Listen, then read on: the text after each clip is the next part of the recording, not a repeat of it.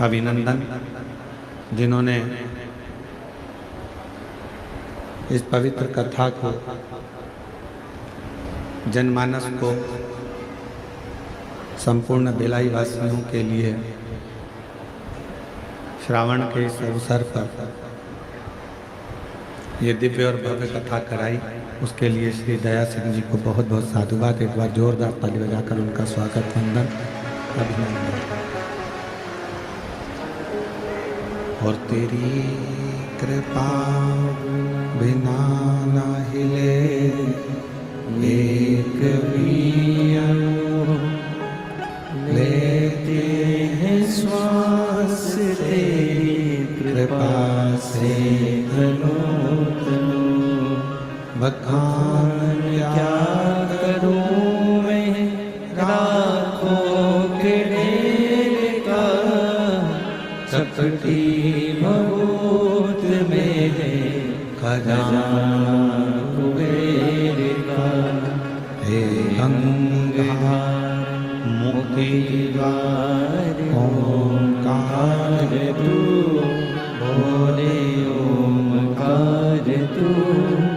आयुष तिहारी शंभु तार तार तू।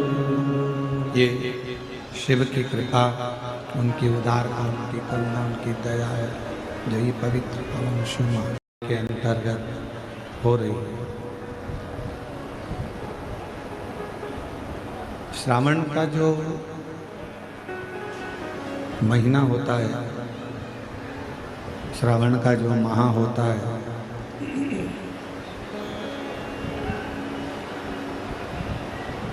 ये भगवान शिव की अविरल भक्ति का एक अनुपम विश्वास का, एक भरोसे का और भगवान देवाधिदेव महादेव के अनुपम श्रद्धा का होता है।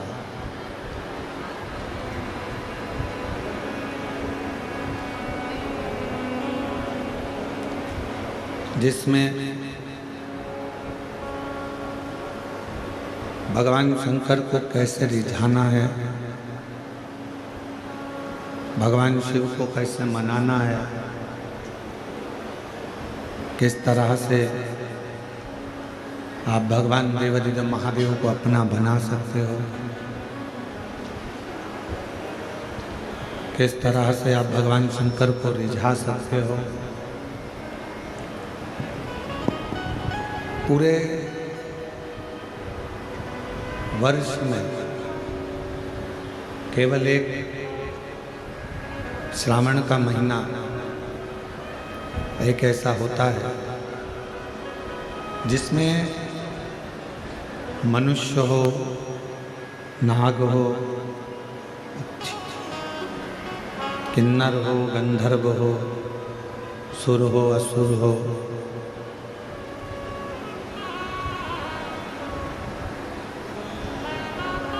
एक छोटा सा छोटा जीव जंतु भी यदि भगवान शंकर के शिवालय तक, भगवान शंकर के मंदिर के सामने तक भी अगर पहुंच जाता है तो भी मेरे देवाधिदेव महादेव कृपा कर ही देते हैं, करुणा कर ही देते हैं।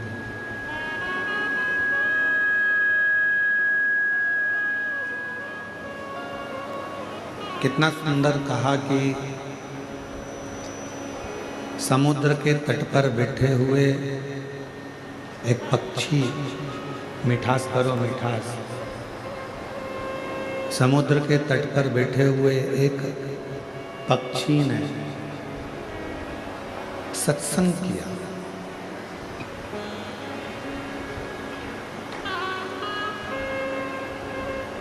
और समुद्र के तट पर बैठे हुए पक्षी ने जो सत्संग किया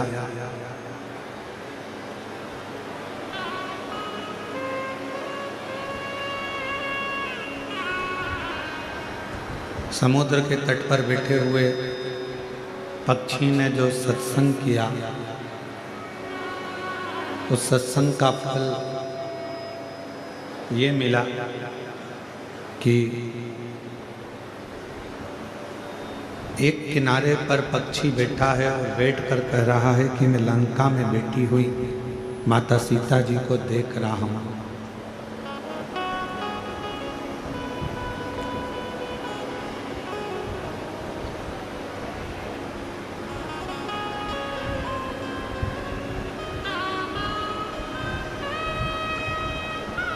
केवल एक पक्षी आवाज सेठ नहीं है, गला पकड़ रहा है, बिसिल जैसा हो रहा है, चोंगे जैसा, को मिठाई तो करो उसको,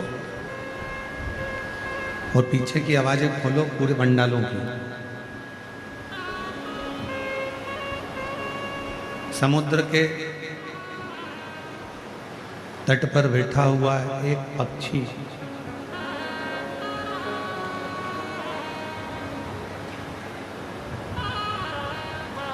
सत्संग का कर्म कर कर, सत्संग को धारण कर कर, सत्संग कर कर कहता है कि मैं लंका में बैठी हुई, लंका में विराजमान माता जानकी जी का दर्शन कर रहा हूँ। अब जरा विचार करिएगा, सोचिएगा, स्मरण करिएगा, जरा विचार करिएगा कि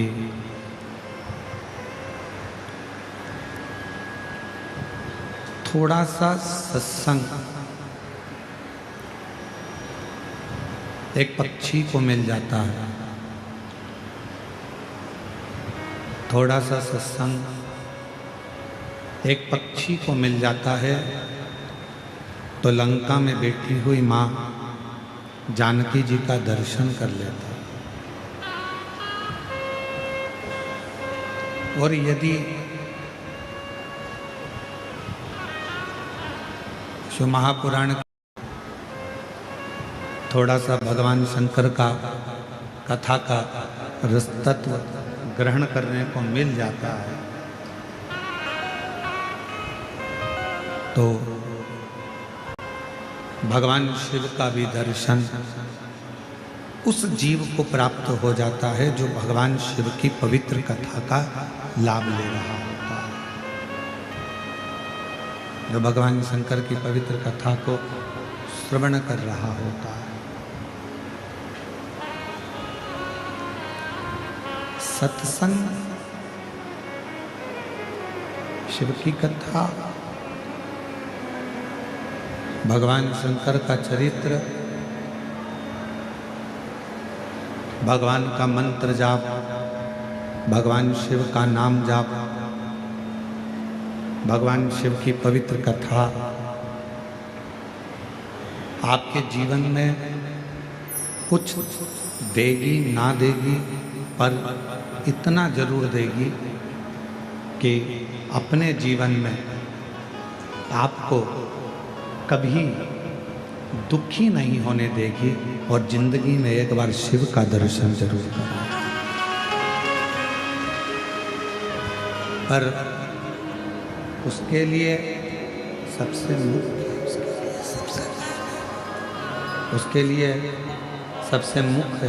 मुख्य आपका विश्वास, आपका भरोसा, आपकी दृढ़ता, वो मूल है।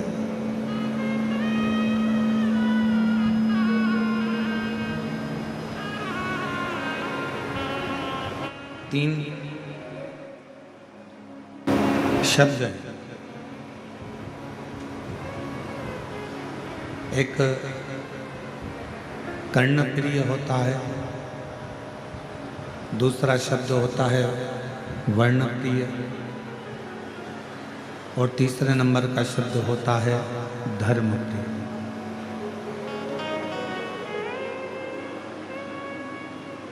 अब इन तीन शब्दों को हम थोड़ा समझें। पहले नंबर पर है कर्णप्रिय शब्द, दूसरे नंबर पर है वर्णप्रिय शब्द, और तीसरे नंबर पर है धर्म प्रिय शब्द।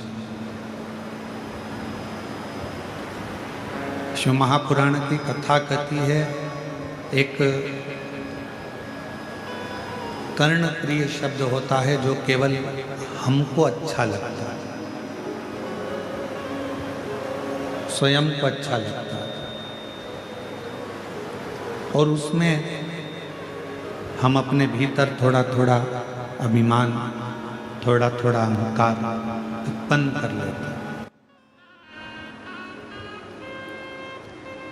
इसको कर्ण प्रिय कहा गया।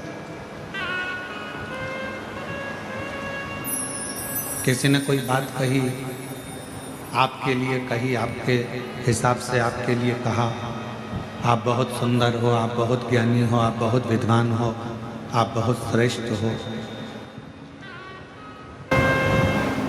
ये आपकी कर्ण प्रियता।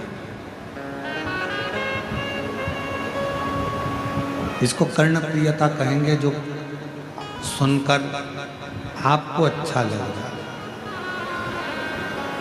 जो सुनकर आपको श्रेष्ठ लग रहा है, आपको अच्छा लग रहा है, आपके लिए बोला गया। पर ये जो कर्ण प्रिय शब्द हैं, ये हमारे जीवन में थोड़ा अहंकार उत्पन्न कर देते हैं, थोड़ा अभिमान उत्पन्न कर देते हैं।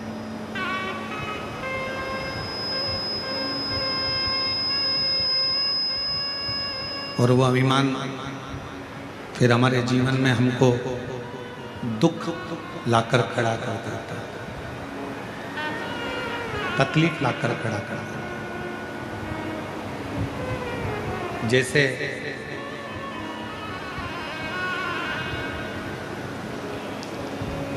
भगवान शिव का अवधूतेश्वर रूप,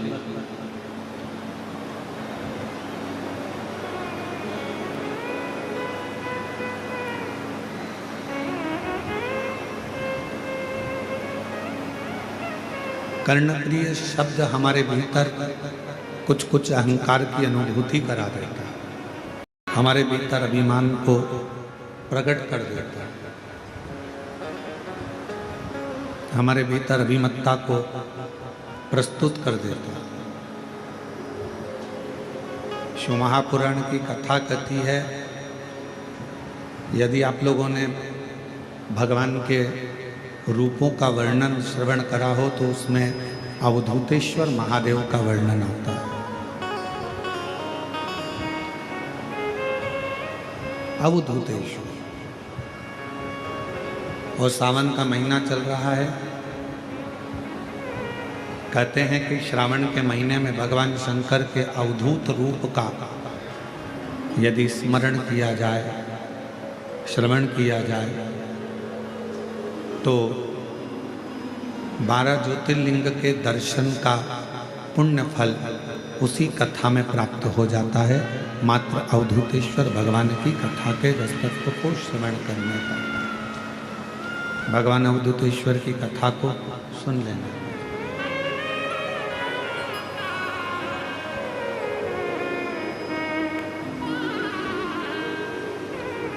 और ये कथा 3 शब्दों से प्रारंभ हो रही है, कर्णप्रिय, वर्णप्रिय और धर्मप्रिय। इन तीनों शब्दों में पहले नंबर का जो शब्द है कर्णप्रिय, जो हमें थोड़ा सा भी अगर हम बड़ा ही सुन लेते हैं, अपने लिए अच्छा सुन लेते हैं, तो हमारे भीतर थोड़ा सा अभिमान आ जाता है। इसको कर्णप्रियता कहते हैं।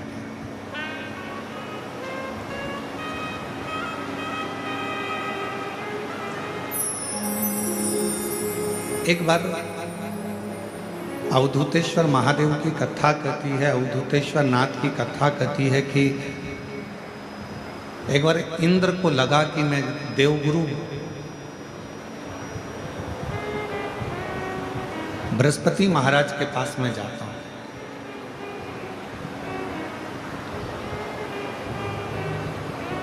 थोड़ा सावधानी से सुनिएगा, आज की कथा का स्मरण बड़ा सुंदर है। अवधूतेश्वर महादेव की कथा है। मैं बृहस्पति महाराज के पास जाता हूँ और उनसे मुझे थोड़ा सा बात करना है, थोड़ा स्मरण करना है, थोड़ी चर्चा करना है, तो मैं वहाँ जाकर कुछ चर्चा करता हूँ। चले अपनी मस्ती में अपने आनंद में, अपने आनंद के साथ अपनी अलमस्ती में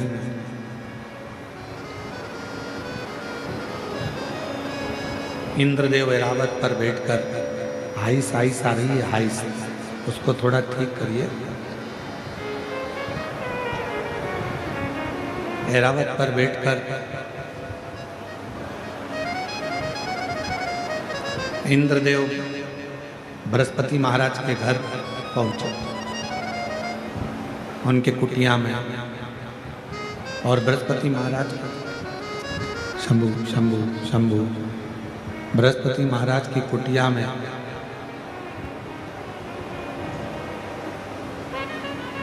द्वार पर जाकर खड़े हुए,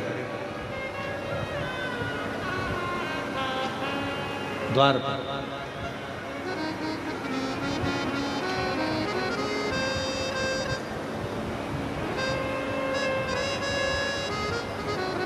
हमारे बीच में शबरी नारायण वाले महाराज जी पधारे हैं। एक बार जोरदार ताली बजाकर स्वागत वंदन। प्रत्येक कथा में आपका आगमन होता है। भगवान देवादिदेव महादेव की प्रत्येक कथा आप अवश्य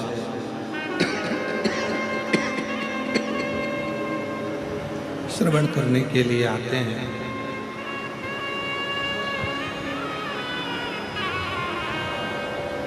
तो अवधूतेश्वर महादेव की कथा कह रही है। अवधूतेश्वर महादेव